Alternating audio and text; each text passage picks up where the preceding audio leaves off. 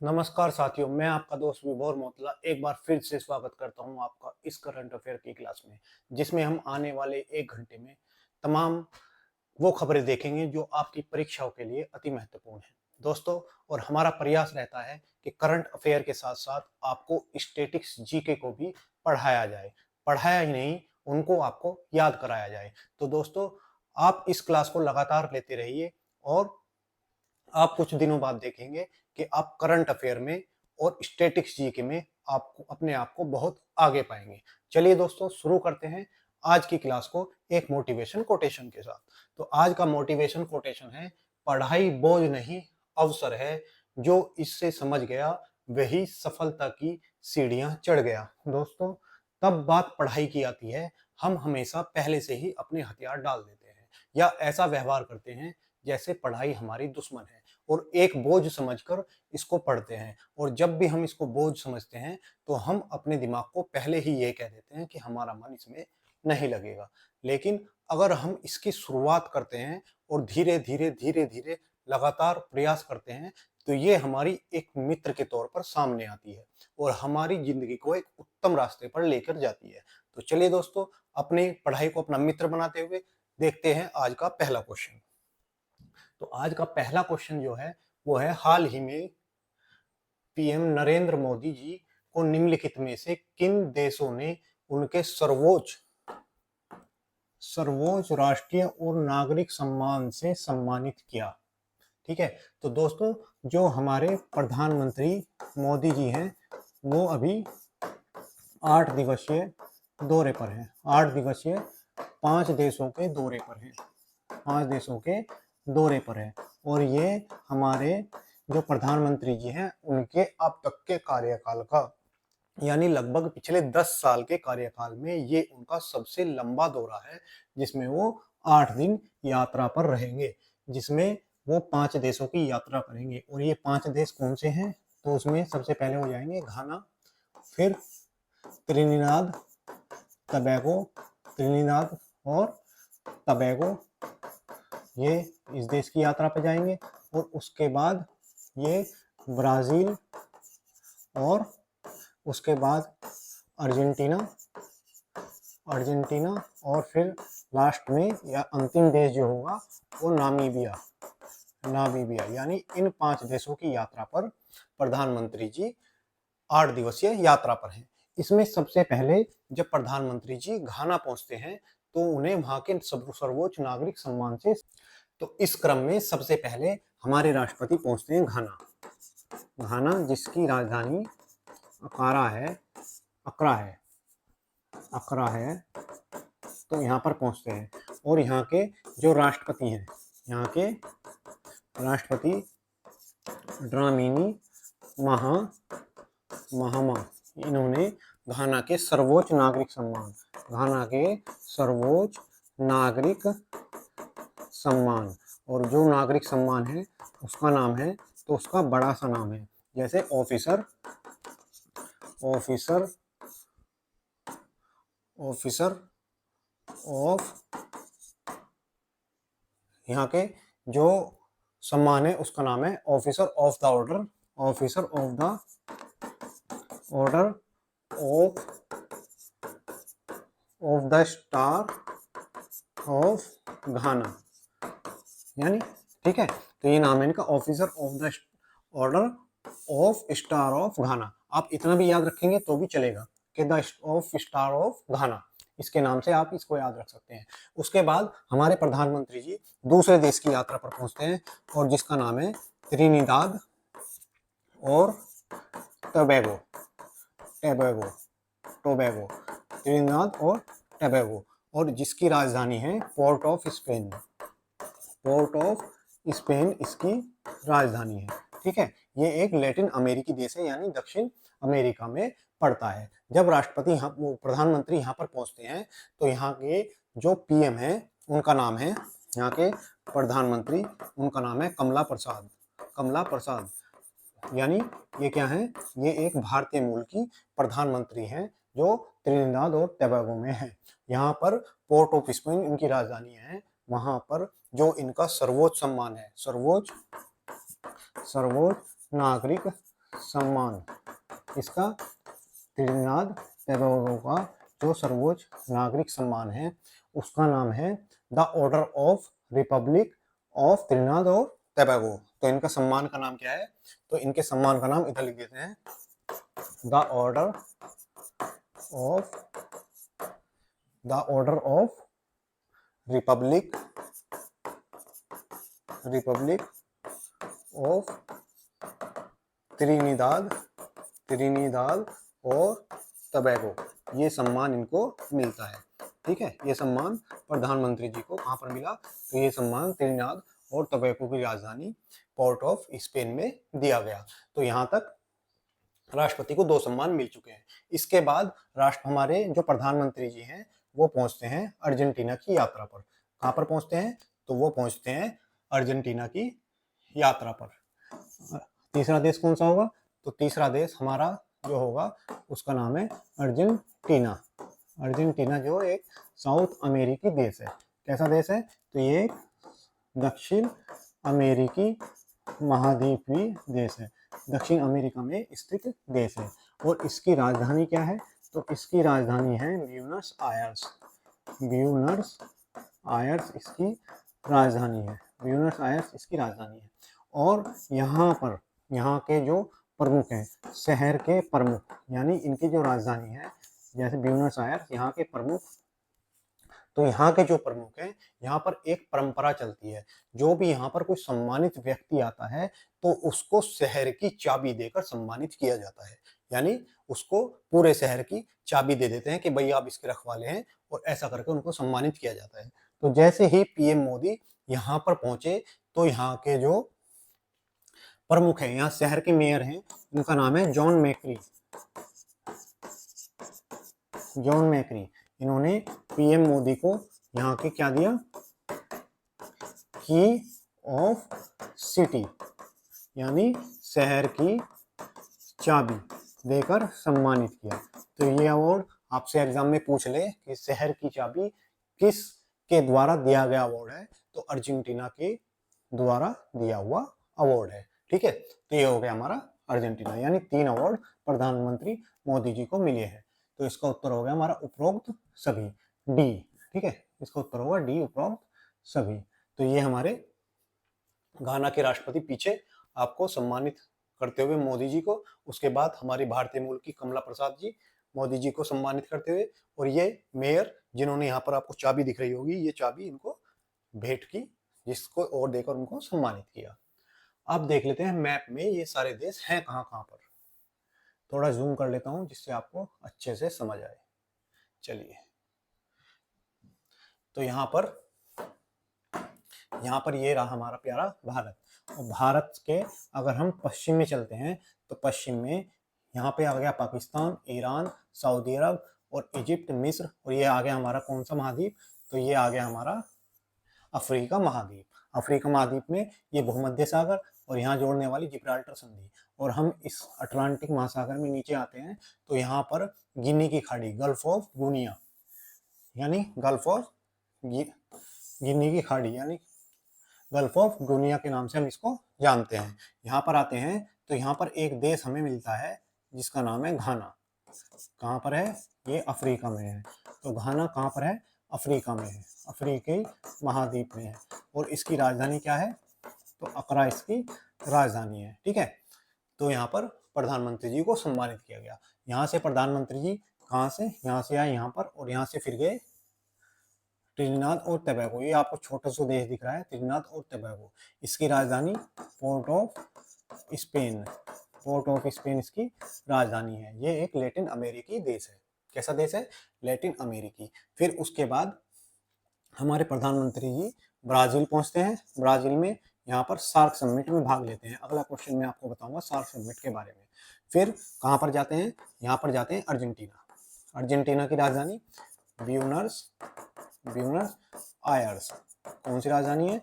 Buenos Aires इसकी राजधानी है। ठीक है, और अगर मैं अर्जेंटीना के बारे में बताऊं तो यहाँ पर अर्जेंटीना में एक देश है, सॉरी साउथ अमेरिका में एक देश है बोलीविया। यहाँ पर एक देश है, ये आपको लंबे वाला दिख रहा होगा, यह है चिली। और ये हो गया अर्जेंटीना। अगर मैं इन तीनों को मिला दूं तो एक बनता है ट्रायंगल। क्या बनता है? एक बनता है ट्रायंगल। और इस ट्रायंगल को हम किस रूप में जानते हैं? तो इस ट्रायंगल को हम जानते हैं लिथियम ट्रायंगल। लिथियम त्रिकोण के नाम से हम इसे जानते हैं। ठीक है, जो हमारी बैटरी है, किसकी? फोन की बैटरी। और आजकल मोटर व्हीकल में लगने वाली बैटरी किसकी बन रही है? तो लिथियम आयन बैटरी बन रही है। और यहाँ पर जो ट्रायंगल है, तो यहाँ पर सबसे ज्यादा लिथियम पाया जाता है। तो लिथियम ट्रायंगल कहाँ पे है? अर्जेंटीना, चिली और बोलीविया के मध्य स्थित है लिथियम ट्रायंगल। अगर मैं बात करूं अर्जेंटीना की, तो अर्जेंटीना में यहाँ पर एक पर्वत है, उस पर्वत का नाम है एकांका गुआ। एकांका गुआ। और ये क्या है? साउथ अमेरिका, साउथ अमेरिका का सबसे ऊंचा पर्वत है, सबसे ऊंचा पर्वत। अगर बात करूं मैं सबसे ऊंचाई की, तो ये एशिया के बाहर, एशिया के बाहर विश्व का सबसे ऊंचा, बाहर विश्व का सबसे ऊंचा पर्वत, विश्व का सबसे ऊंचा पर्वत भी कौन सा है? तो एकांका गुआ है। ठीक है, कहाँ पड़ता है? तो ये अर्जेंटीना में पड़ता है। और एकांका गुआ क्या है? ये एक मृत ज्वालामुखी है। ज्वालामुखी, मृत ज्वालामुखी क्या होता है? जिसमें आगे लावा निकलने की संभावना ना हो, उसको हम मृत ज्वालामुखी के नाम पर जानते हैं। अब यहाँ पर एक देश है चिली और यहाँ पर है अर्जेंटीना। इन दोनों के बॉर्डर पर एक पर्वतमाला है, एंडीज पर्वतमाला। और इस पर्वतमाला पर क्या है? एक सक्रिय ज्वालामुखी है, सक्रिय ज्वालामुखी। और इस ज्वालामुखी का क्या नाम है? इस ज्वालामुखी का नाम है, सक्रिय ज्वालामुखी का नाम है Ojos, Ojos del Salado, del Salado, Salado. इस सलाडो इस किसका नाम है? तो इस ज्वालामुखी का नाम है ओजस डेल सलाडो। और ये क्या है? एक सक्रिय ज्वालामुखी है। और ये विश्व का सबसे ऊंचा, सबसे ऊंचा सक्रिय ज्वालामुखी है, सक्रिय ज्वालामुखी है। ठीक है, तो ये विश्व का सबसे ऊंचा, सबसे सक्रिय ज्वालामुखी है। अगर मैं बात करूं अर्जेंटीना की, तो अर्जेंटीना को हम किस रूप में जानते हैं? तो देश में सर्वाधिक, विश्व में सर्वाधिक मांस उत्पादन के रूप में हम इसे जानते हैं। किस रूप में जानते हैं? तो मांस के उत्पादन के रूप में हम इसे जानते हैं, यानी मांस उत्पादन में अर्जेंटीना नंबर 1 है। तो ये हो गया हमारा क्वेश्चन नंबर 1। चलिए आगे देखते हैं क्वेश्चन नंबर 2। उसके पहले हम देखते हैं अभी जो पिछले महीने के करंट अफेयर है उसके रिवीजन को। तो देखिए हम एक क्लास में कितनी चीजें पढ़ते हैं, करंट अफेयर, उससे जुड़े स्टैटिस्टिक्स जीके, तथा पिछले महीने जो गुजर चुका है उसके करंट अफेयर का रिवीजन भी हम इस क्लास में करते हैं। और हम रिवीजन इसका इतनी बार करेंगे कि आपको एग्जाम में कभी ये फील ही ना हो कि मुझे तैयारी करने की इसकी अलग से आवश्यकता है, आपकी तैयारी साथ साथ होती रहे। चलिए, हाल ही में global data centre market comparison 2025 की रिपोर्ट के अनुसार निर्माणाधीन डेटा सेंटर क्षमता में मुंबई को कौन सा स्थान मिला है? तो कौन सा स्थान मिला है? छठा। किस शहर को हाल ही में भारत की तेंदुआ राजधानी घोषित किया है? तो बेंगलुरु को तेंदुआ राजधानी घोषित किया गया है। हाल ही में जस्टिस MNS अजय गौड़ा को किस हवाई अड्डे के न्यायाधीश किस हाई कोर्ट के न्यायाधीश के रूप में शपथ ली? तो गुजरात हाई कोर्ट के न्यायाधीश के रूप में इन्होंने शपथ ली। हाल ही में चर्चा में रहे शुभांशु शुक्ला जो अंतरिक्ष की यात्रा पर गए हैं, किस भारतीय सशस्त्र बल से संबंधित हैं? तो ये हमारे वायु सेना के संबंधित है, वायु सेना से संबंधित है। तो चलिए अब देखते हैं क्वेश्चन नंबर 2। क्वेश्चन नंबर 2 है हमारा 17वां ब्रिक्स। अभी मैंने आपको बताया था कि ब्राजील की यात्रा पर भी गए थे। तो 17वां ब्रिक्स सम्मेलन कहाँ आयोजित किया गया? तो इसका आयोजन ब्राजील के सबसे बड़े शहर रियो दी जेनेरियो में किया गया। तो हमारे प्रधानमंत्री जी जो अभी किसकी यात्रा पर हैं? 8 देशों की यात्रा पर हैं, उसमें उन्होंने ब्रिक्स में भी भाग लिया, ब्रिक्स सम्मेलन में भाग लिया। और ये कौन से क्रम का सम्मेलन है? तो ये इनका 17वां सम्मेलन है। किसका? ब्रिक्स का 17वां सम्मेलन है। और इसका आयोजन कहाँ पर हो रहा है? तो इसका आयोजन Rio de Janeiro. Rio de Janeiro क्या है? कहाँ पर है? तो ये ब्राजील का सबसे बड़ा शहर, सबसे बड़ा शहर कौन सा है? तो रियो डी जेनेरियो है। यहाँ पर प्रधानमंत्री जी ने ब्रिक्स की 17वीं सम्मेलन में भाग लिया। साथ ही यहाँ पर एक घोषणा पत्र भी जारी किया गया। यहाँ पर एक संयुक्त घोषणा पत्र भी जारी किया गया। घोषणा पत्र भी जारी किया गया, जैसे सार्क में किया गया था, लेकिन भारत ने क्या किया? उस पर हस्ताक्षर करने से मना कर दिया। ऐसे ही एक घोषणा पत्र यहाँ पर जारी किया गया, जिसमें पहलगाम हमले को, पहलगाम जो हमला था, इसको की निंदा की गई। ठीक है, इसकी निंदा की गई और भारत के जो प्रयास है की गई, और भारत की जो जीरो टॉलरेंस नीति है, किसके खिलाफ? आतंकवाद के खिलाफ उसकी सराहना की गई। यानी आतंकवाद के खिलाफ जो नीति है उसकी भी सराहना यहाँ पर की गई। साथ ही यहाँ पर हमारे पीएम मोदी जी ने क्या कहा? जो हमारी यूएनएससी सिक्योरिटी काउंसिल है, डब्ल्यूटीओ वर्ल्ड ट्रेड ऑर्गेनाइजेशन है, और अन्य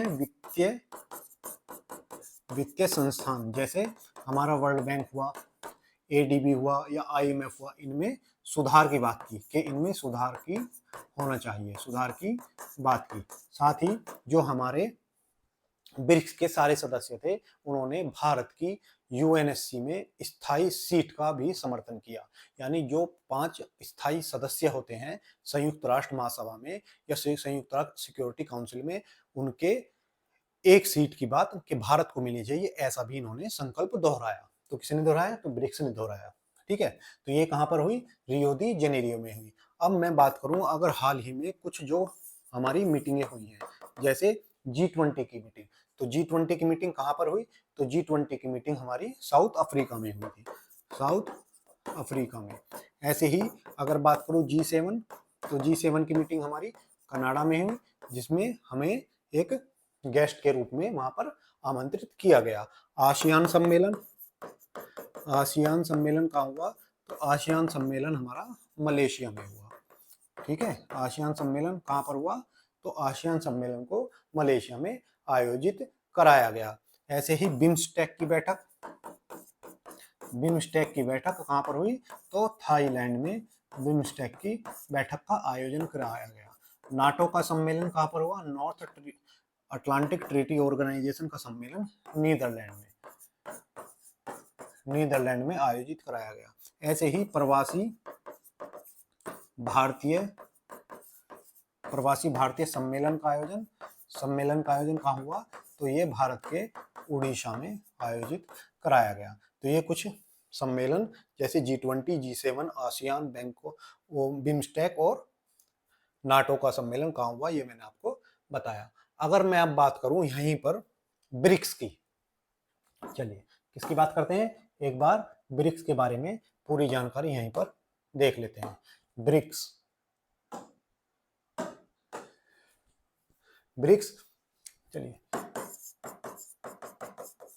जिसकी स्थापना 2009 में की गई। ठीक है, स्थापना की गई। क्यों की गई? क्योंकि एक व्यक्ति थे जिनका नाम था जिम ओ'नील ने किसकी अवधारणा दी? तो ब्रिक्स की अवधारणा दी। और इनका कहना था अगर ये देश की कुछ बड़ी अर्थव्यवस्थाएं जैसे Bharat, China, south Africa, Brazil, ये सब एक साथ मिलती हैं तो ये एक अच्छा ग्रुप साबित हो सकता है। ठीक है, तो ऐसे ही यहाँ पर 2009 में इसकी शुरुआत की गई। और 2009 में इसमें कितने देश थे? तो इसमें 4 देश थे। इसमें ब्राजील आर से रूस, इंडिया और चाइना, चीन। उसके बाद 2010 में इसमें कौन शामिल हुआ, तो साउथ अफ्रीका यानी दक्षिण अफ्रीका इसमें शामिल हुआ और इसका नाम बदलकर क्या हो गया, ब्रिक्स। इसका नाम ब्रिक्स हो गया। ठीक है, अब इसमें हाल ही में 10वां सदस्य जो हमारा 17वां सम्मेलन हुआ है, कहाँ पर हुआ है, तो रियो दी जेनेरियो यानी ब्राजील में हुआ है। यहाँ पर इसको औपचारिक रूप पर सदस्यता दी गई। किसको दी गई, तो इंडोनेशिया को ये सदस्यता यहाँ पर दी गई। तो कितने सदस्य हो गए, 5 और 1 6, 4 सदस्य और कौन है, क्योंकि इसमें कितने सदस्य हैं, कुल सदस्य 10 हैं। तो 4 सदस्य कौन कौन से हैं, तो एक मिस्र, इथोपिया, ईरान और यूएई, ये इसके 4 अन्य सदस्य हैं। तो कितने सदस्य हो गए, 10 सदस्य। ब्राजील, रूस, इंडिया, चीन, मिस्र, इथोपिया, ईरान, यूएई और नवीनतम सदस्य इंडोनेशिया। ये हो गई हमारी बात किसकी, ब्रिक्स के बारे में। चलिए, तो ये ब्रिक्स का आयोजन कहाँ पे हो रहा है, तो ये ब्राजील में हो रहा है। और ये देखिए 10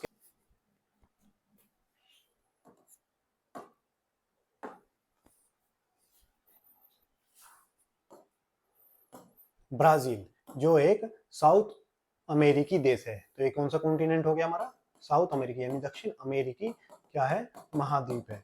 और इसका एक सबसे बड़ा देश, इसका सबसे बड़ा देश कौन सा है, तो इसका सबसे बड़ा देश ब्राजील है। ठीक है, कौन सा देश है, ब्राजील है। अगर बात करूं ब्राजील की राजधानी की, तो इसकी राजधानी ब्राजीलिया है। क्या है इसकी राजधानी, ब्राजीलिया। और ये जो ब्राजील है, ये इस महाद्वीप के सभी देशों से सीमा साझा करता है, सिर्फ 2 देशों को छोड़कर। और वो 2 देश कौन से हैं, एक तो ये देखिए चिली देश है जिसकी सीमा ब्राजील से नहीं लग रही, और एक देश है इक्वाडोर। ठीक है, एक देश है इक्वाडोर। तो इक्वाडोर और चिली को छोड़कर ब्राजील सभी देशों से सीमा साझा करता है। अगर मैं बात करूं ब्राजील की, तो यहाँ पर यह अन्य नामों से भी जाना जाता है। अन्य नाम कौन कौन से हैं इसके, तो जैव विविधता का जंक्शन, जैव विविधता का जंक्शन किसे कहा जाता है, तो ब्राजील को कहा जाता है।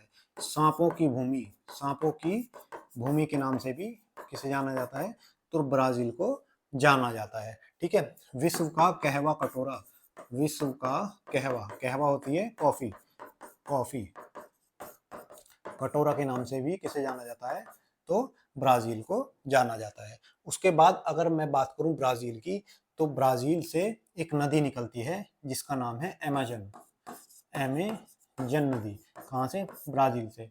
और ये आयतन के आधार पर विश्व की सबसे बड़ी नदी कौन सी है, तो अमेजोन है। यानी सबसे ज्यादा पानी एक समय में इसमें ही बहता है। ठीक है, सबसे लंबी नदी कौन सी है, मिस्र की नील नदी, लेकिन ये क्या है, इसमें सबसे ज्यादा पानी बहता है। तो ये कौन सी हो गई, आयतन के आधार पर। तो ये उसकी राजधानी ब्राजीलिया। अगर मैं बात करूं तो नॉर्थ अमेरिका से 2 रेखाएं गुजरती हैं। एक रेखा है भूमध्य रेखा, और ये रेखा कितने देशों से गुजरती है, तो 3 देशों से। एक देश इस पे हो गया इक्वाडोर, दूसरा देश कौन सा हो गया, कोलंबिया। ठीक है, उसके बाद तीसरा देश ब्राजील। यानी 3 देश से क्या होकर गुजरती है, भूमध्य रेखा होकर गुजरती है। ठीक है, अब बात करें यहाँ के कॉफी की, क्योंकि कॉफी के लिए कौन प्रसिद्ध है, ब्राजील। तो यहाँ पर कॉफी के जो बागान होते हैं उनको हम किस नाम से जानते हैं, तो कॉफी के बागान जो होते हैं यहाँ पर, कॉफी के बागान, उनको हम फेजेंडा के नाम से जानते हैं। फेजेंडा, ठीक है, फेजेंडा के नाम से हम इसको जानते हैं। और यहाँ पर एक शहर है जिसका नाम है साउथ पोलो, इसको कॉफी के शहर के नाम से भी जाना जाता है, कॉफी के शहर, क्योंकि यहाँ पर कॉफी का अधिक उत्पादन होता है। और ये साउथ पोलो जो शहर है, ये सेंटोस बंदरगाह का क्या करता है, उपयोग करता है अपनी कॉफी को विदेशों में निर्यात करने के लिए। ठीक है, तो विदेशों में भेजने के लिए सेंटोस बंदरगाह का उपयोग करता है और इस बंदरगाह को कॉफी बंदरगाह के नाम से जाना जाता है। किस नाम से? तो कॉफी बंदरगाह के नाम से इसको जाना जाता है। ठीक, तो ये जानकारी हमारी किसके बारे में हो गई? ब्राजील के बारे में। अब एक रेखा और गुजरती है कहां से? ये रेखा गुजरती है साउथ अमेरिकी महाद्वीप से और इसका नाम है मकर रेखा। ठीक है, मकर रेखा। ये क्या होती है? 23.5 डिग्री साउथ, दक्षिणी ध्रुव में 23.5 डिग्री पर एक रेखा गुजरती है, उसको हम मकर रेखा के नाम से जानते हैं। और ये कौन से देशों से गुजरती है? तो ये 4 देशों से गुजरती है। पहला देश चिली, दूसरा देश अर्जेंटीना, तीसरा देश पराग्वे और चौथा देश ब्राजील। ठीक है, तो ब्राजील से भूमध्य रेखा और मकर रेखा दोनों होकर गुजरती है। तो ये हो गया हमारा क्वेश्चन नंबर 2। चलिए अब रिवीजन के क्वेश्चन पिछले महीने के। हाल ही में चर्चा में रहे, कौन चर्चा में रहे? तो शुभांशु शुक्ला जी हमारे आजकल काफी चर्चा में है। शुभांशु शुक्ला जी, और निश्चित है कि आपके एग्जाम में से इनके बारे में जरूर पूछा जाए, तो आप शुभांशु शुक्ला जी के बारे में और जानकारी रखें। तो किस अंतरिक्ष मिशन के तहत अंतरराष्ट्रीय अंतरिक्ष स्टेशन ISS जा रहे हैं? तो इनका मिशन था एक्सियोम मिशन 4, एक्सियोम 4 मिशन। निम्नलिखित में से किस वर्ष तक मुंबई, दिल्ली और अन्य 6 शहरों में हीट वेव की घटना दुगनी वृद्धि की संभावनाएं हैं? तो 2030 तक जो हीट वेव है यानी गर्मी पड़ने की जो क्षमता है वो दुगनी हो जाएगी। स्टारलिंक किस कंपनी का सैटेलाइट है? तो ये स्पेसएक्स। और स्पेसएक्स किसकी कंपनी है? तो एलन मस्क की कंपनी है। हाल ही में देश का पहला ई कचरा इको पार्क कहाँ स्थापित किया जाएगा? तो ये कहां पर? दिल्ली में स्थापित किया जा रहा है। चलिए क्वेश्चन नंबर 3।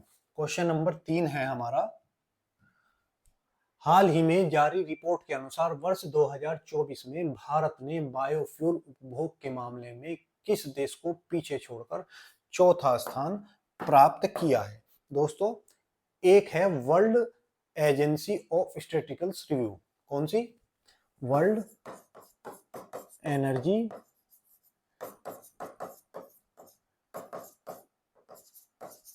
Statistical review. इसने अपनी रिपोर्ट निकाली 2025 की। ठीक है, और इसमें कहा कि बायोफ्यूल, ठीक है, जो हमारा बायोफ्यूल है, बायोफ्यूल कौन सा? जो प्राकृतिक वस्तु, जैसे कृषि के क्या बचते हैं? जो अवशेष बचते हैं, अवशेष से निर्मित ईंधन। यानी जैसे क्या हुआ? जैसे हमारा बायोडीजल हुआ। जैसे क्या हुआ? जैसे बायोडीजल हुआ। और क्या हुआ? बायोडीजल के साथ साथ और एथेनॉल हुआ, एथेनॉल। और हमारा जो सस्टेनेबल एविएशन फ्यूल है, एविएशन फ्यूल है। ठीक है, इन सभी को क्या कहा जाता है? बायोफ्यूल के नाम से जाना जाता है। तो भारत इसके उपभोग में कौन सा स्थान है? चौथे स्थान पर आ गया है। यानी भारत इसका उपयोग अधिक कर रहा है। इससे क्या है? ये स्वच्छ ईंधन है। स्वच्छ ईंधन का मतलब क्या होता है? कि इससे कार्बन का उत्सर्जन नहीं होता, तो ये क्या है? स्वच्छ ईंधन है। तो इसके उपयोग में भारत चीन को छोड़कर चौथे नंबर पर आ गया है। अगर बात करें उत्पादन की, लेकिन उत्पादन में चीन क्या है? भारत से आगे है। उत्पादन में कौन आ गया है? चीन में। लेकिन हम इसके उपभोग में चाइना से आगे निकल चुके हैं, जो किस लक्ष्य की प्राप्ति में हमारी महत्वपूर्ण भूमिका निभाएगा? जो भारत का लक्ष्य है 0 कार्बन, और वो लक्ष्य कब का है? 2070 का। यानी जो हमारा 0 कार्बन यानी शून्य कार्बन उत्सर्जन का लक्ष्य है 2070 तक पूरा करना, उसमें महत्वपूर्ण भूमिका ये निभाएगा। तो भारत कौन से स्थान पर आ गया है? चौथे स्थान पर आ गया है। अब अगर मैं बात करूं कुछ पिछली रैंकिंग्स की, रैंकिंग को एक बार यहाँ पर दोहरा लेते हैं, ठीक है। तो अभी असमानता मूलक समाज में भारत की रैंक कौन सी है?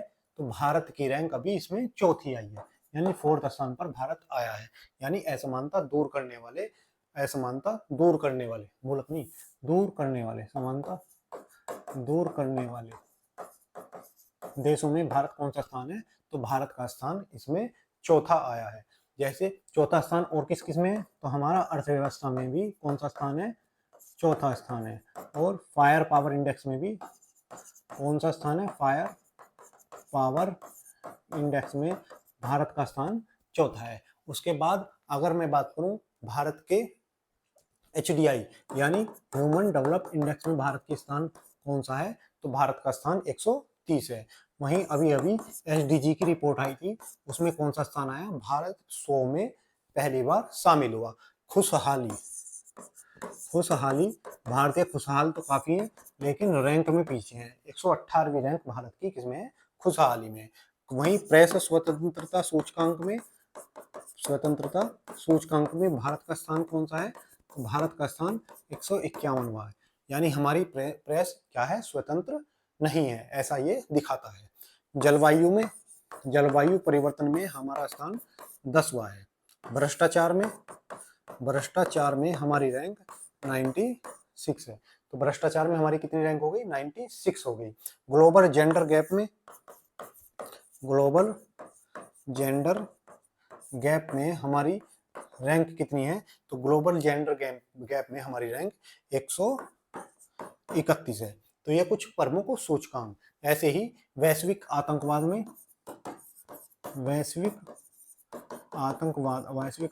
कौन सा स्थान है? तो वैश्विक आतंकवाद में हमारा 14वां स्थान है। उसके बाद हेनले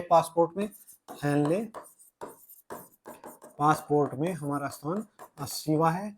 और उसके बाद करें दूध उत्पादन में हमारा नंबर 1 स्थान है, यानी दूध का उत्पादन हम सबसे अधिक करते हैं। अगर बात करूं हथियार आयातक में कौन सा स्थान है? तो सबसे ज्यादा हथियार खरीदने में भारत का 2रा स्थान है। आप कमेंट बॉक्स में लिखकर बताएंगे कि पहला स्थान किसका है। चलिए, तो ये हो गई हमारी सारी रैंकें। तो ये क्या है? ग्रीन वर्ल्ड का मैप बनाया गया है जो बायोफ्यूल को दर्शाता है। चलिए, हाल ही में संयुक्त राष्ट्र की रिपोर्ट के अनुसार 2025 के अंत तक भारत की अनुमानित जनसंख्या कितनी होगी? तो भारत की जो अनुमानित जनसंख्या होगी वो 1.46 अरब होगी। किसके अनुसार है ये? तो ये संयुक्त राष्ट्र यानी यूएन के अनुसार। उसके बाद अगर मैं बात करूं हाल ही में अंतर्राष्ट्रीय खेल दिवस कब मनाया गया? 11 जून को मनाया जाता है। हाल ही में मालदीव में कैटरीना कैफ को किस अभियान के तहत ग्लोबल ब्रांड एम्बेसडर नियुक्त किया? तो इन्होंने मालदीव समर कैंपिंग यानी गर्मियों में हमारे यहाँ के कैंप लगाओ और घूमो और हमें पैसा देकर जाओ, इसके लिए उन्होंने कैटरीना कैफ जी का फोटो लगा दिया है। देखो कि कैटरीना कैफ जितनी सुंदर है, मालदीव भी उतना सुंदर ही है। हाल ही में पुदुचेरी नेवा प्लेटफॉर्म अपनाने वाला भारत का कौन सा विधानमंडल बना है? यानी नेवा प्लेटफॉर्म को अपनाने वाला पुदुचेरी कौन सा विधानमंडल बना? तो ये 19वें नंबर का विधानमंडल बना है। चलिए, अब देखते हैं क्वेश्चन नंबर 4। हाल ही में भारत का पहला राज्य कौन सा है जिसने राशन वितरण प्रणाली में, यानी जो हमारे यहाँ राशन बांटा जाता है उसमें फेस आईडी तकनीक लागू की है? अभी तक हमारे यहाँ क्या था? हमारे यहाँ अभी तक अंगूठा लगा कर आते थे, यानी अगर किसी को राशन लेना है तो वहां पर अंगूठा लगाते थे। अब ये क्या है? पुरानी प्रणाली हो चुकी है, ठीक है। अब क्या कर दिया है? हिमाचल प्रदेश ने एक नया वर्जन लेके आए हैं जिसमें क्या करेंगे? वो फेस आईडी यानी आपके चेहरे को स्कैन करके आपको राशन दिया जाएगा। तो ये कदम किस लिए उठाया गया है? कि जिससे इसमें भ्रष्टाचार को कम किया जा सके, ठीक है। तो किसने किया है ये? ये किया है हमारे हिमाचल प्रदेश ने। तो इसका उत्तर हो गया सी, हिमाचल प्रदेश। हिमाचल प्रदेश ने अभी क्या किया है, फेस आईडी पीडीएस यानी पब्लिक डिस्ट्रीब्यूटिव सिस्टम में फेस आईडी को ठीक है लागू किया है। अब आपका चेहरा पढ़कर आपको राशन दिया जाएगा, जिसका चेहरा अच्छा उसको राशन एक्स्ट्रा मिलेगा।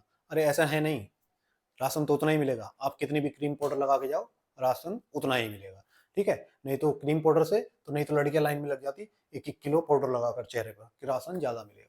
ऐसा नहीं है, जैसा चेहरा है वैसा राशन नहीं मिलेगा, सबको बराबर मिलेगा, ठीक है। तो सार्वजनिक प्रणाली में इसको लागू किया गया है।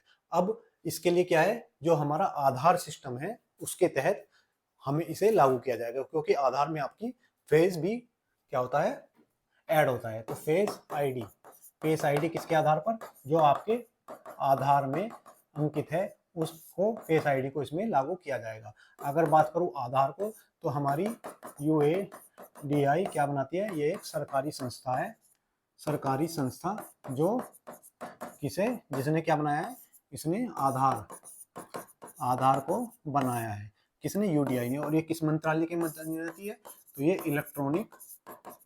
इलेक्ट्रॉनिक और प्रौद्योगिकी मंत्रालय के अधीन आती है, प्रौद्योगिकी मंत्रालय के अधीन आती है। आप मुझे कमेंट बॉक्स में लिखकर बताएंगे कि इलेक्ट्रॉनिक्स प्रौद्योगिकी मंत्रालय के मंत्री हाल ही में कौन है, अभी कौन इसके मंत्री हैं, ठीक है। अगर बात करूं आधार की, तो आधार में हमारे यहाँ सुप्रीम कोर्ट में एक केस है, जिसे हम आधार केस के नाम से जानते हैं, आधार केस। और इसमें ये केस किसके बीच था, तो पुट्टवा स्वामी बनाम भारत सरकार के बीच ये केस था। इसमें सुप्रीम कोर्ट ने जो जानकारी आधार में दी गई है, आधार में दी गई जानकारी को क्या माना, निजता का हनन माना, ठीक है। तो ये जानकारी किसमें दी गई है, ये जानकारी आधार केस में दी गई थी। चलिए आगे देखते हैं।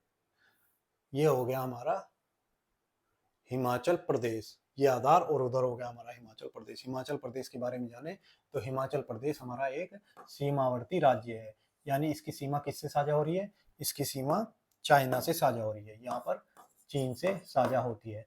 यहाँ पर किससे, पंजाब से, जम्मू कश्मीर, लद्दाख और उत्तराखंड, हरियाणा और यूपी से भी साझा होती है। यूपी किसके साथ भी बॉर्डर बनाता है, तो हिमाचल प्रदेश के साथ भी बॉर्डर बनाता है। अगर बात करूं मैं हिमाचल प्रदेश की, तो इसकी राजधानी क्या हुई, शिमला इसकी राजधानी है, यानी शिमला क्या है, इसकी राजधानी है। इसके सीएम कौन है, तो सुखविंदर सिंह सुक्खू इसके क्या है, तो यहाँ के सीएम है। अगर बात करूं यहाँ के राज्यपाल, तो यहाँ के राज्यपाल कौन है, तो श्री शिव प्रताप शुक्ल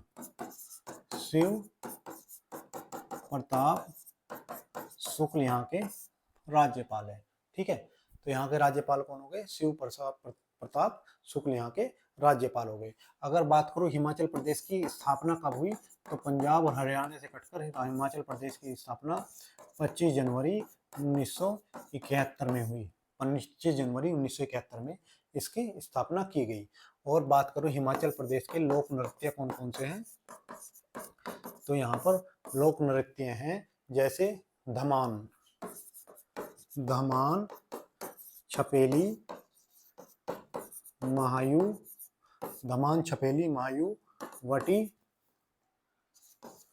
वटी डांगी, चंबा और थाली, ठीक है। धमान, छपेली, मटायू, वटी, डांगी, चंबा, थाली यहाँ के क्या है, तो यहाँ के लोक नृत्य हो गए। अगर बात करूँ यहाँ के त्योहार कौन कौन से हैं, तो यहाँ पर एक त्योहार जो प्रसिद्ध त्योहार यहाँ पर मनाया जाता है उसका नाम है श्रीखंड महादेव यात्रा। श्रीखंड महादेव यात्रा यहाँ का त्योहार मनाया जाता है।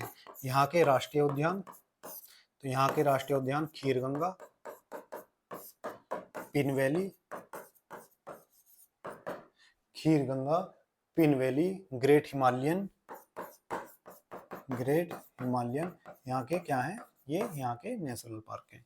चलिए अब देखते हैं आगे। आगे हमारे रिवीजन के क्वेश्चन है पोषण पोया पर्व किस देश के प्रमुख रूप से मनाया जाता है। तो किस देश में प्रमुख रूप से मनाया जाता है, तो ये हमारे श्रीलंका में प्रमुख रूप से मनाया जाता है। उसके बाद हाल ही में राष्ट्रीय ई गवर्नेंस पुरस्कार 2025 ग्रास रूट लेवल इनिशिएटिव श्रेणी में स्वर्ण पदक किस ग्राम पंचायत को मिला है। तो किस ग्राम पंचायत को इस श्रेणी में मिला है, तो रोहिणी ग्राम पंचायत को मिला है। ठीक है, तो रोहिणी ग्राम पंचायत जो कहाँ की ग्राम पंचायत है, तो ये महाराष्ट्र की ग्राम पंचायत है, इसको ये अवार्ड मिला है। संयुक्त राष्ट्र की रिपोर्ट के अनुसार भारत की कुल प्रजनन दर फर्टिलिटी रेट कितनी दर्ज की गई है, तो ये कितनी है 1.9% दर्ज की गई है। और आज जो जनसंख्या है कल भी उतनी जनसंख्या बनी रहे, तो इसको बोलते हैं हम प्रतिस्थापन दर। यानी इस दर से हम बच्चा पैदा करना चाहिए कि जो आज जनसंख्या है कल भी उतनी ही बनी रहे। और ये कितनी होनी चाहिए कि जो जनसंख्या आज है वो 4 साल बाद या 10 साल बाद उतनी ही बनी रहे। तो उसके लिए ये दर कितनी होती है, आप मुझे कमेंट बॉक्स में लिखकर बताएंगे। हाल ही में ईरान के परमाणु और सैन्य ठिकानों पर इजराइल द्वारा किए गए सैन्य अभियान का नाम क्या था, तो क्या हुआ, उभरता हुआ शेर, यानी राइजिंग लायन इसका ऑपरेशन का नाम था। अब देखते हैं क्वेश्चन नंबर हमारा 5। क्वेश्चन नंबर 5 है, हाल ही में सूरीनाम की पहली महिला राष्ट्रपति कौन बनी है। दोस्तों इससे पहले जो 4 क्वेश्चन होते हैं वो आपको हम डिटेल में पढ़ाते हैं। उसके बाद जो क्वेश्चन है उसको हम आपकी नॉलेज के आधार बस जितनी आपको रिक्वायरमेंट है उतना ही बताते हैं। बाकी पहले 4 क्वेश्चन में डिटेल में आपको उसकी भौगोलिक और जितनी उसकी जरूरत है उसके हिसाब से आपको पढ़ाया जाता है। बाकी आगे क्वेश्चन जो है वो आपके क्वेश्चन आंसर बेस्ड क्वेश्चन ही है। तो जैसे हाल ही में सूरीनाम की पहली महिला राष्ट्रपति किसे चुना गया है, तो जेनिफर गेरलिंग साइमन को चुना गया है। सूरीनाम कहाँ पर स्थित है, तो सूरीनाम दक्षिण अमेरिकी देश है। और इसकी राजधानी क्या है, इसकी राजधानी का नाम है परामराइवो इसकी राजधानी है। और इस नाम से ही यहाँ पर एक नदी भी बहती है, परामाइवो नदी की भी कहाँ पर, सूरीनाम में बहती है। तो यहाँ की अभी कौन बनी है, जेनिफर गेरलिंग साइमन यहाँ की पहली महिला राष्ट्रपति बनी है। जो भी चीज पहली आए उसको इंपॉर्टेंट नोट कर लिया करो, ठीक है। तो ये काफी इंपॉर्टेंट हो जाता है क्योंकि पहली महिला राष्ट्रपति बनी है। अभी सूरीनाम चर्चा में था क्योंकि यहाँ पर अब तक का सबसे बड़ा तेल भंडार पाया गया। क्या, तेल भंडार, ठीक है, अब तक का सबसे बड़ा तेल भंडार यहाँ पर पाया गया, जिसको कहा जा रहा था कि सूरीनाम की ये किस्मत बदल देगा। ठीक है, तो ये हो गया हमारा, ये हमारी राष्ट्रपति जी हो गई पहली। और ये देश हो गया हमारा सूरीनाम। ब्राजील के ऊपर कौन सा देश है, छोटा सा देश सूरीनाम। ये 3 देश जो छोटे छोटे हैं, गुयाना, सूरीनाम और फ्रेंच गुयाना, ये 3 देश हैं। तो इसमें से एक हो गया बीच में सूरीनाम, जो गुयाना को फ्रेंच गुयाना से अलग करता है।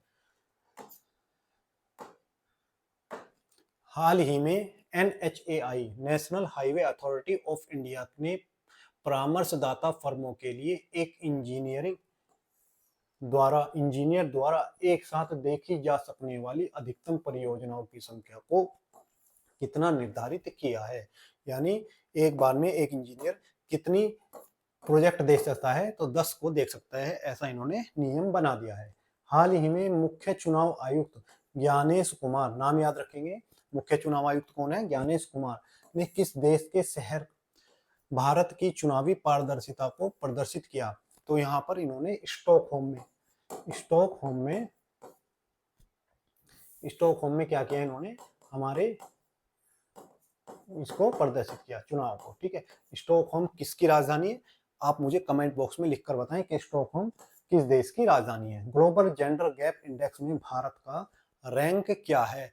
तो मैंने अभी आपको बताया ग्लोबल जेंडर गैप में भारत की रैंक 131 है। हाल ही में लोक संवर्धन पर्व का आयोजन किस स्थान पर किया गया? तो ये राजघाट दिल्ली में आयोजन किया गया।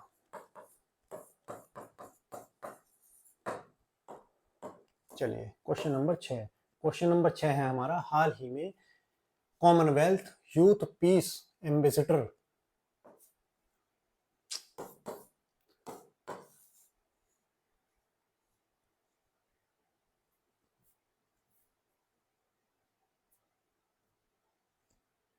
अरे कहाँ चला जाता है?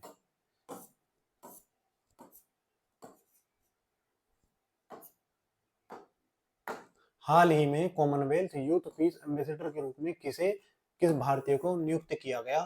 तो ये हमारी सुकन्या सोनेवाल को नियुक्त किया गया है। सुकन्या सोनेवाल जो लखीमपुर खीरी की रहने वाली है, लखीमपुर की रहने वाली है, और आईआईटी गुवाहाटी में बायोमास और बायो इंजीनियरिंग की क्या है, छात्रा है, इंजीनियरिंग की छात्रा है। और इनको किस लिए चुना गया है?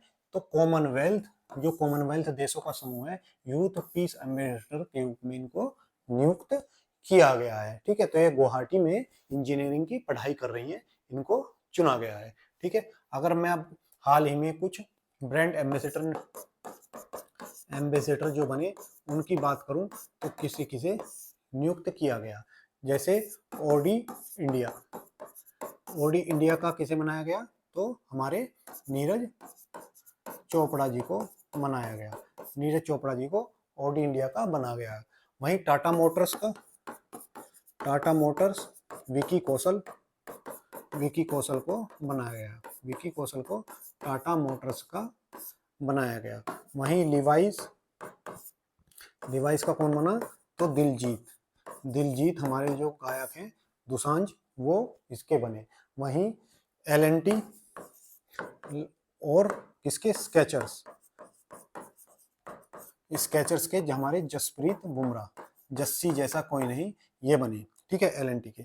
अगर बात करूं मैं एसबीआई के कौन नियुक्त हुए? तो एसबीआई के हमारे महेंद्र सिंह धोनी जी नियुक्त हुए। उसके अलावा अगर मैं बात करूं बीपीसीएल यानी ओडी और बीपीसीएल के कौन बने? तो नीरज चोपड़ा जी बीपीसीएल के बने। उसके बाद अगर ड्रीम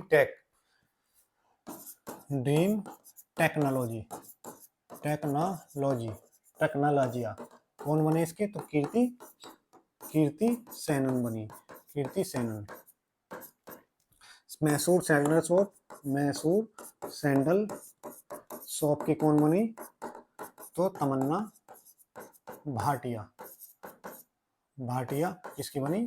तो ये मैसूर सैंडल शॉप की। अकोले के हमारे कौन बने? तो शुभमन गिल इसके ब्रांड एम्बेसडर नियुक्त किए गए। फिट इंडिया के ब्रांड एम्बेसडर किसे बनाया गया? तो आयुष्मान खुराना को बनाया गया। आयुष्मान खुराना को इसका ब्रांड एम्बेसडर नियुक्त किया गया। इसके अलावा हमारे प्यूमा इंडिया के प्यूमा इंडिया और तंबाकू छोड़ो इसके ब्रांड एम्बेसडर कौन है? तो हमारी बैडमिंटन स्टार पीवी सिंधु जी इसकी ब्रांड एम्बेसडर नियुक्त की गई। यूनिसेफ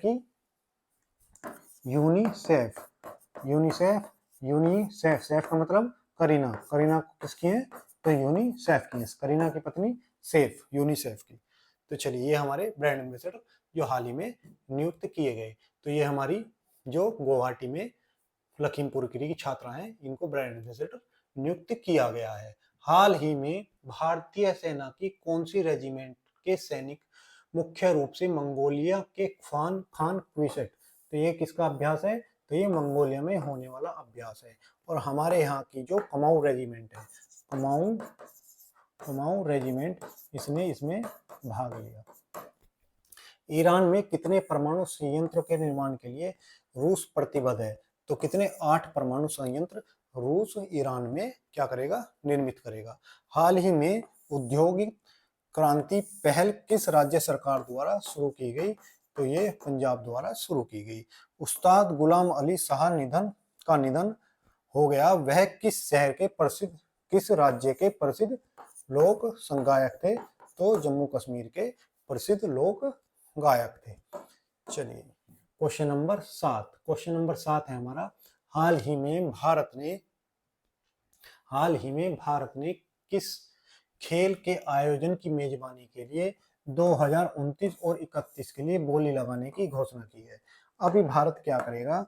भारत हमारे जो वर्ल्ड एथलेटिक्स चैंपियनशिप है, वर्ल्ड एथलेटिक्स चैंपियनशिप है, जो इसका आयोजन 2029 और 31 में होने वाला है, इसकी बोली लगाने की भारत ने घोषणा की है कि भारत इनका आयोजन अपने यहाँ कराना चाहता है। अगर बात करूं वर्ल्ड एथलेटिक्स चैंपियनशिप की, तो इसका चैंपियनशिप हर 2 साल में होता है, हर 2 साल में इसका आयोजन होता है, यानी द्विवार्षिक ये खेल है। और अब इसका आयोजन 2025 में कहाँ होगा? तो टोक्यो कहाँ पर है? तो जापान में इसका आयोजन होगा। उसके बाद 2027 में इसका आयोजन चीन, संघाई चीन में इसका आयोजन हुआ। तो उसके बाद जो 2029 और 2031 है, इनके आयोजन की बोली भारत लगाने वाला है कि हमारे यहाँ इनका आयोजन आप कराइए। ठीक है, तो ये हो गया हमारा question number 7। Question number 7, world athletics championship का आयोजन भारत कराने की तैयारी में है। हाल ही में प्रियंका गोस्वामी ने किस देश में आयोजित रेस वॉकिंग चैंपियनशिप के सीजन में पहली जीत दर्ज की है? तो ये जो हमारी प्रियंका गोस्वामी जी हैं, इन्होंने ऑस्ट्रिया, कहां पर है? ऑस्ट्रेलिया नहीं, ऑस्ट्रिया में क्या किया है? इन्होंने जीत दर्ज की है। हाल ही में सीपी ग्राम्स रिपोर्ट के अनुसार मई 2025 में सबसे अधिक शिकायतें किस राज्य से प्राप्त हुई हैं? तो उत्तर प्रदेश से शिकायतें प्राप्त हुई हैं। अभी उत्तर प्रदेश में शिकायतें आने लगी हैं। पहले क्या था? हमारे यहाँ शिकायतें नहीं आती थी, क्योंकि शिकायतें करने जाओ तो पिटाई होती थी। ठीक है, तो अभी शिकायतें। हाल ही में केंद्र सरकार ने किस कंपनी के साथ मिलकर युवाओं को ईवी और हरित ऊर्जा के क्षेत्र में कौशल प्रशिक्षण देने के लिए समझौता किया है? तो सेल इंडिया के साथ भारत सरकार ने समझौता किया है। हाल ही में रुद्राक्ष वोटल ड्रोन का सफल प्रशिक्षण भारतीय सेना ने किस स्थान पर किया? तो इसका सफल परीक्षण हमारे पोखरण राजस्थान में किया गया। कहां पर? पोखरण राजस्थान में इसका सफल प्रशिक्षण किया गया। 8वां क्वेश्चन देखते हैं। 8वां क्वेश्चन है हमारा, हाल ही में भारत का पहला नेशनल बायो बैंक किस शहर में स्थापित किया जाएगा? तो ये जो भारत का पहला बायो बैंक है, ये नई दिल्ली में स्थापित किया जाएगा। भारत के नई दिल्ली में तैयार करना, इसका उद्देश्य है भारत का अपना विशिष्ट जनसंख्या बेस तैयार करना, यानी हमारी कितनी जनसंख्या है वो उनका डाटा रखना। इसके लिए एक बायो बैंक का क्या किया जाएगा? स्थापना की जाएगी।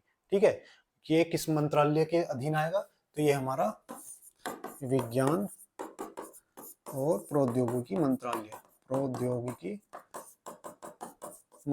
के अधीन आएगा। ठीक है, प्रौद्योगिकी मंत्रालय के अधीन आएगा। और इसके मंत्री कौन है? तो इसके मंत्री हमारे जितेंद्र सिंह जी हैं। जितेंद्र सिंह जी ने अभी क्या किया? इसका उद्घाटन भी किया है। ठीक है, ये हमारे जितेंद्र सिंह जी बायो बैंक का उद्घाटन करते हुए। हाल ही में DFCC बैंक किस देश की संस्था है जिसने गिफ्ट सिटी गुजरात में NSE 9 पर बॉन्ड सूचीबद्ध किया है? तो ये जो संस्था है DFCC किस देश की है? तो ये श्रीलंका की संस्था है। हाल ही में अंतर्राष्ट्रीय योग दिवस के राष्ट्रीय आयोजन स्थल के रूप में किस शहर को चुना गया? तो ये विशाखापत्तनम को चुना गया। विशाखापत्तनम को इसके आयोजन के रूप में चुना गया। हाल ही में चेन्नई में भारत के पहले कृषि ड्रोन स्वदेशीकरण केंद्र का उद्घाटन किसने किया? तो जो हमारे कमलेश पासवान जी ने इसका उद्घाटन किया। किसने किया? तो कमलेश पासवान जी ने इसका उद्घाटन किया। हाल ही में वाई ब्रेक प्रोटोकॉल किसने तैयार किया है? तो ये हमारे आयुष मंत्रालय ने तैयार किया है। आयुष मंत्रालय ने तैयार किया है। और आप मुझे बताएंगे आयुष मंत्रालय के मंत्री कौन है? हमारे आयुष मंत्रालय के हाल ही में मंत्री कौन है, आप मुझे बताएंगे। हाल ही में भारत ने किस स्थान पर पहली बार टेस्ट मैचों में ऐतिहासिक जीत दर्ज की है? तो भारत ने एजबेस्टन, कहां पर? एजबेस्टन। और ये कहां पर है? इंग्लैंड में। ठीक है, इंग्लैंड के एजबेस्टन में पहली बार, यानी आज तक भारत इस ग्राउंड पे नहीं जीता था, पहली बार जीता है। दरअसल भारत और इंग्लैंड के बीच क्या चल रही है? एक टेस्ट श्रृंखला चल रही है। और जिसका नाम अभी क्या रखा गया था? तेंदुलकर और एंडरसन ट्रॉफी के नाम पर इसका नाम रखा गया। एंडरसन ट्रॉफी रखा गया। इन दोनों के बीच एजबेस्टन में दूसरा टेस्ट हुआ। इसमें भारत ने इंग्लैंड को हराया और इस मैदान पर भारत ऐसा करने वाला पहली बार ऐसा कर पाया। इसमें सबसे ज्यादा रन 431 रन किसने बनाए? तो हमारे कप्तान शुभमन गिल ने बनाए। वहीं आकाशदीप ने सर्वाधिक 10 विकेट लिए। 10 विकेट पूरे मैच में 10 विकेट लिए और शुभमन गिल ने 431 रन बनाए। और भारत की विदेशों में सबसे बड़ी जीत रनों के आधार पर तो कितने रनों से जीते? 336 रनों से भारत इस मैच को जीत गया। चलिए, तो ये रहे हमारे आकाशदीप जी, ये हमारे कप्तान शुभमन गिल, और इन्होंने 10 विकेट लिए और इन्होंने 431 रन बनाए। चलिए, क्वेश्चन नंबर 10। हाल ही में निम्न में से कौन सी एयरलाइंस कंपनी ने अमिताभ कांत को निदेशक पद पर नियुक्त किया है? तो जो हमारी इंडिगो है, इन्होंने अभी किसी को नियुक्त किया है, तो वो है हमारे अमिताभ कांत जी। और ये रहे हमारे अमिताभ कांत जी, जिनको अभी किसने? इंडिगो ने अपना कार्यकारी निदेशक नियुक्त किया है। अमिताभ कांत जी की मांग हर जगह बढ़ी हुई है। अभी इनको जो हमारा कनाडा के फेयर फोक्स ने भी क्या किया था? सलाहकार नियुक्त किया था। क्योंकि ये क्या थे? हमारे जब यहाँ पर G20 हुआ, तो G20 के शेरपा कौन थे? तो ये हमारे अमिताभ कांत जी थे। तो अभी इनको कनाडा में भी नियुक्त किया है और इंडिगो ने भी अपना कार्यकारी निदेशक बनाया है। तो ये थी हमारी आज की क्लास, जिसमें हमने महत्वपूर्ण 10 क्वेश्चन तथा उनसे जुड़े स्टैटिक्स जीके को देखा। आपको ये हमारा प्रयास कैसा लगा? कमेंट बॉक्स में अवश्य लिखें तथा हमारे चैनल को सब्सक्राइब करें और वीडियो को लाइक और शेयर अवश्य करें। धन्यवाद।